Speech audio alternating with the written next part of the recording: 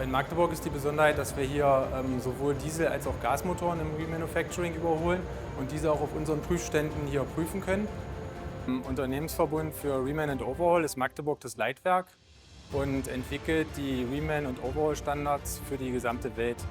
Sobald ein Motortyp, der in Magdeburg noch nicht produziert wurde, hergestellt wird, qualifizieren wir dazu die Überholungs- und Reman-Prozesse.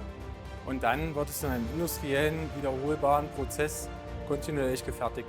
Das heißt, die Standards, die hier entwickelt und adaptiert wurden, können dann weltweit angewandt werden.